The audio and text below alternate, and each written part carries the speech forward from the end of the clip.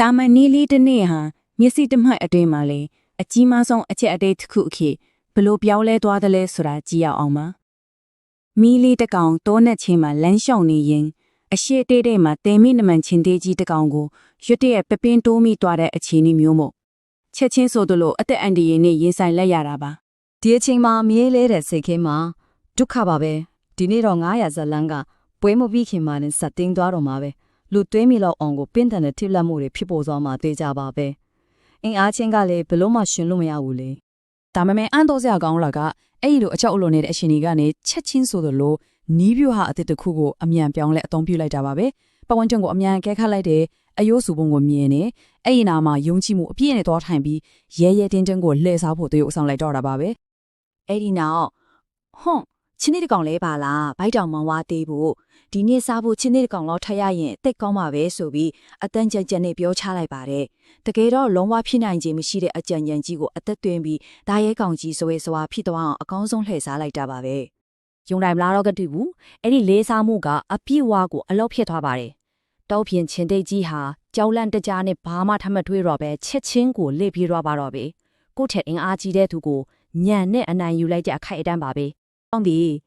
ဒါပေမဲ့ကြီးကျယ်ခါနာတဲ့ဗျူဟာတိုင်းဟာနောက်ဆုံးမှာအခက်ခဲတစ်ခုခုနဲ့တော့ရင်ဆိုင်ရဆက်မြင်ပါပဲအဝေးကနေစောင့်ကြည့်နေတဲ့မြေခွဲဟာဒီမဲ့လက်ပြကွက်ကိုချက်ချင်းရိပ်မိသွားပြီးမယုံနိုင်စရာပဲတောဘူးရင်ကြီးကမီးတကောင်ကိုကြောက်နေပါလားဆိုပြီးအမှန်တရားကိုဖွင့်ချဖို့ဆုံးဖြတ်လိုက်ပါတယ်ပက်သမာပြီးသွားပြီးထင်ဟာပေမဲ့တကယ်အကြက်အတဲကအခုမှစတာပါအမှန်တရားကိုလည်းထီသွားရောချင်းသိကြီးရဲ့ကြောက်ရွံ့မှုတွေဟာလက်စချီလိုတဲ့ဒေါသအဖြစ်ချက်ချင်းပြောင်းလဲသွားပါတော့တယ်ဒါကြောင့်ကြီးမားတဲ့အန်တရီကြီးဟာမီလီစီကိုဒုတိယအကြိမ်ပြန်လဲရောက်ရှိလာပါတယ်ဒီနေရာမှာပထမအကြိမ်အသက်ရှင်တဲ့ရေဖြူဟာတရိုက်စင်ခေါ်ခံရတဲ့အထာဇက်ရှင်ကဘလောက်အထိမြင့်တက်သွားလဲဆိုတာကျလို့တွေ့ရမှာပါမြေခွေးရေးသစ္စာဖောက်မှုကိုသိလိုက်ရချိန်မှာလက်မြောက်အရှုံးပေးလိုက်မဲ့အစားအိုးအတင်းပြောတဲ့ဦးလီမြေခွေးကသူ့ကိုခေါ်လာတာကိုကောင်းပြီးအစင်တသေးဆောင်ဖို့အချိန်တန်ပြီးဆိုပြီးပိုရည်တဲ့ခြေလမ်းကိုလမ်းဖို့ဆုံးဖြတ်လိုက်ပါတယ်ဒီလိုအကြောက်တရားကိုအသိဉာဏ်နဲ့ထင်ချုပ်နေတာဟာအလွန်အရေးကြီးပါတယ်ဒီတခါတော့တကယ်ကိုအော်စကာဆူရလောက်ကတရုတ်ဆောင်မှုပါပ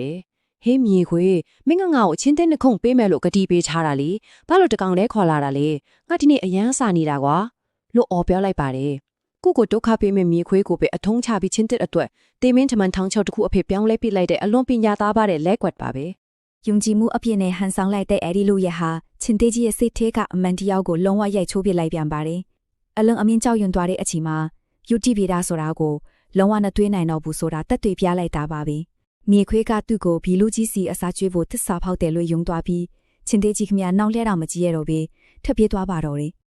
အခုဆိုရင်ဒီအမခန့်အသက်ရှင်တန်ရေးဇလန်ရဲ့နောက်ွယ်ကစိတ်ပညာဆိုင်ရာအဓိကချက်ဖို့ဆွေးနွေးရမယ့်အချိန်ရောက်လာပါပြီ။ဒါကတော့လက်တွေ့အခြေအနေထက်အမြင်ကပိုအရေးကြီးတယ်ဆိုတဲ့သဘောတရားပါ။အောင်နိုင်ဖို့အတွက်အမေးလန်းရုပ်ပိုင်းဆိုင်ရာခွန်အားကြီးမှနေဖို့မလိုအပ်ပါဘူး။ထပ်မတ်တဲ့တွေးခေါ်မှုနဲ့ယုံကြည်မှုရှိရှိဖော်ပြနိုင်စွမ်းကသာတစ်ဖက်လူရဲ့အမြင်ကိုပြောင်းလဲနိုင်တဲ့အဓိကလက်နက်ဖြစ်တယ်ဆိုတာကိုပြသနေပါရဲ့။ဒီရုပ်ပိုင်းဆိုင်ရာခွန်အားနဲ့စိတ်တည်ငြိမ်မှုဆိုတဲ့စွမ်းအားနှစ်ခုကိုနိုင်ရှင်ကြည့်တဲ့အခါတမျက်ပြီးအခြေအနေရပြောင်းလဲလွယ်တဲ့တွေးခေါ်မှုဟာတောင်းတိုင်းပြီးတုံသေးထီနေတဲ့ရုပ်ပိုင်းဆိုင်ရာခွန်အားတီးတောင့်ကိုအမြဲတမ်းအနာယူနိုင်တဲ့ဆိုတာပိုပြီးထင်ရှားလာပါတယ်။ဒါကြောင့်ဒီကနေ့ကျွန်တော်တို့ရလိုက်တဲ့အရေးကြီးဆုံးသင်ခန်းစာတွေကပါလဲဆိုရင်ပြဿနာတွေဟာလက်တွေ့ချက်ပိုကြီးမှနေတတ်တယ်ဆိုတာပါပဲ။ကိုထအစာပေါင်းများစွာကြီးမားတဲ့ပြဿနာတွေကိုရင်ဆိုင်နေရချိန်မှာရှင်းလင်းစွာတွေ့ထောက်နိုင်ခြင်းနဲ့စိတ်တည်ငြိမ်မှုရှိခြင်းကတကယ့်ကိုအထူးဆိုင်ရည်တစ်ခုပါ။ချင်းသေးကြီးလူကြီးမားတဲ့ပြဿနာကိုပဲဖြစ်ဖြစ်ပညာရှိစွာနဲ့စိတ်တည်ငြိမ်စွာသုံးပြမယ်ဆိုရင်အဲ့ဒီအကြောက်တရားကိုအောင်ပွဲအဖြစ်ပြောင်းလဲနိုင်ပါတယ်။မှတ်ထားရမှာကထက်မြက်တဲ့တွေးခေါ်မှုဟာရုပ်ပန်းဆိုင်ရာခွန်အားကို